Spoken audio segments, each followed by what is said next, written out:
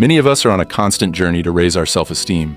We're all too familiar with what low self-esteem can do, how it can seep into every aspect of our lives, lowering our quality of life, and opening the door to anxiety, depression, and self-doubt. We become so concerned with how others perceive us, shaping ourselves to fit their expectations. We chase an image, we crave validation, believing that once others approve of us, then we can finally approve of ourselves. We chase external success, or constantly compare ourselves to others, hoping these efforts will make us feel better about who we are. But how often do we stop and wonder, is this really the way to heal?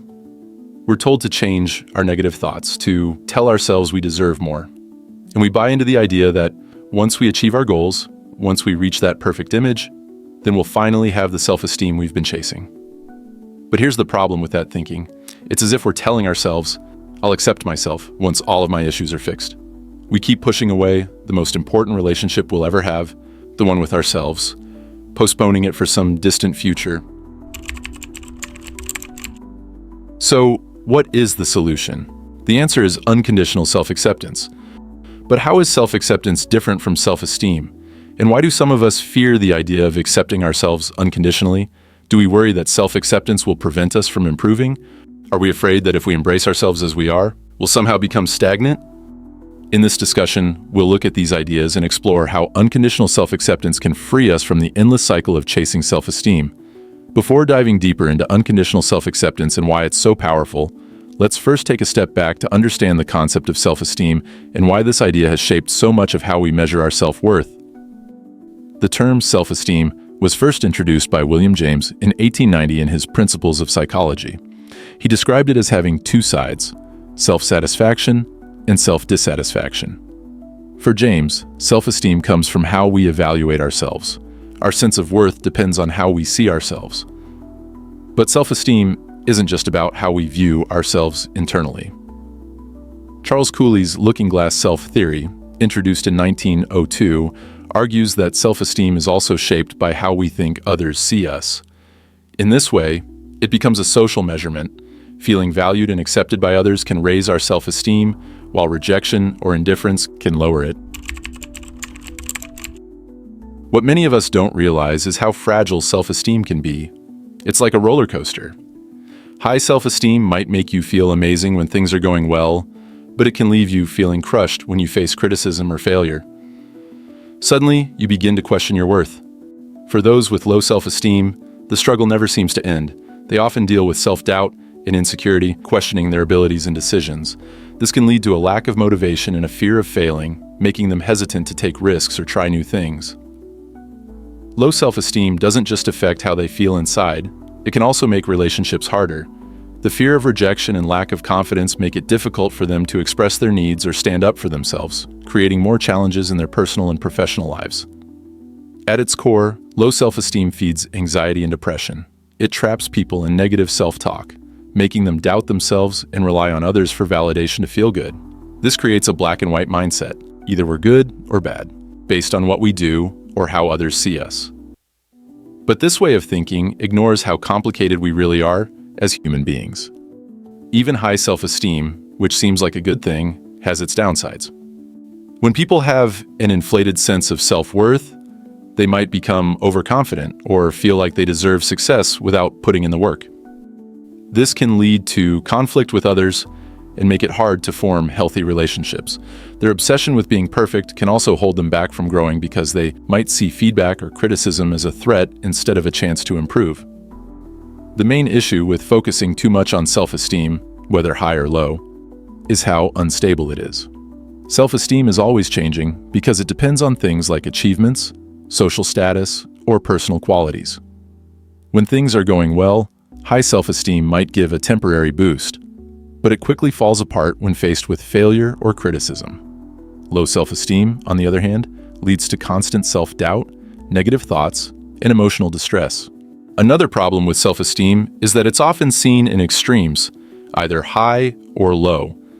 This simple view ignores the reality that how we feel about ourselves is much more complicated than that. Our sense of self-worth isn't one size fits all, and reducing it to just high or low misses the bigger picture. Now, To illustrate the consequences of self-worth being tied to external factors, we turn to Franz Kafka and his novel, The Metamorphosis. Kafka was an extremely introspective and self-critical writer, always struggling with feelings of inadequacy, anxiety, and a need for acceptance. These feelings are brought to life in The Metamorphosis, where the main character, Gregor Samsa, wakes up one day to find himself transformed into a giant insect. This transformation is a powerful symbol for the way Gregor feels dehumanized by his family and his work. Before his transformation, Gregor was the provider for his family, carrying the heavy burden of making sure his family was taken care of. His self-esteem was entirely tied to his job and the expectations placed on him. But after his transformation, Gregor becomes a burden. His family, who once depended on him, now sees him as worthless. This sudden change in how others see him and how he sees himself leads Gregor to internalize their rejection. He loses any sense of self-worth he had, and his physical transformation reflects the complete breakdown of his identity and self-esteem. Gregor's story powerfully shows the dangers of relying on external validation for self-worth. Tying self-esteem to success, approval, or social roles leads to deep suffering.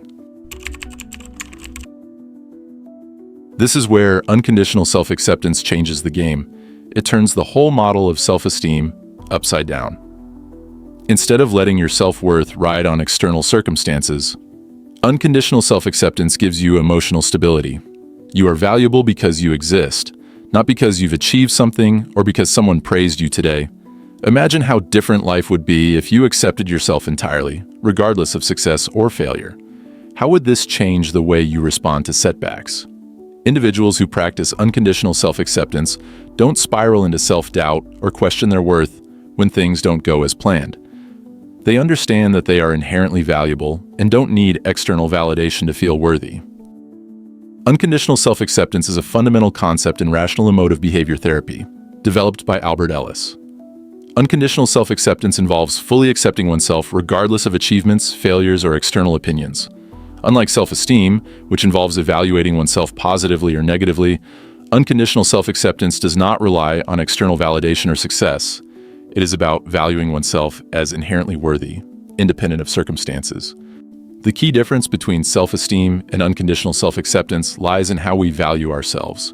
Self-esteem depends on measuring how good or bad we believe ourselves to be, often based on external feedback, achievements, and our own self-perception. In contrast, unconditional self-acceptance removes the need for judgment. It's about recognizing your inherent worth, no matter what.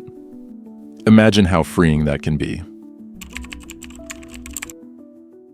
Rainer Maria Rilke's Letters to a Young Poet shows how unconditional self-acceptance goes beyond the traditional idea of self-esteem. Written between 1903 and 1908, Rilke's letters were a response to a young aspiring poet, Franz Kafka, who sought validation for his work. Instead of offering praise or criticism, Rilke shared the importance of looking inward for self-acceptance, rather than relying on external validation, whether from society, achievements, or others' opinions. By accepting himself, Kafka could free himself from the emotional ups and downs that come with seeking validation from others. In one of his passages, Rilke wrote, "You ask whether your poems are good. You send them to publishers. You compare them with other poems. You are disturbed when certain publishers reject your attempts. Well now, since you have given me permission to advise you, I suggest that you give all that up. You are looking outward, and above all else, that you must not do now. No one can advise and help you. No one. There is only one way. Go within." When you accept yourself without conditions, you unlock a paradoxical truth. Real growth starts with self-acceptance. By embracing your true self, your circumstances, strengths, and even your imperfections, you open the door to genuine transformation. As Carl Jung, a key figure in modern psychology, once said, "We cannot change anything unless we accept it. Condemnation doesn't liberate, it only oppresses."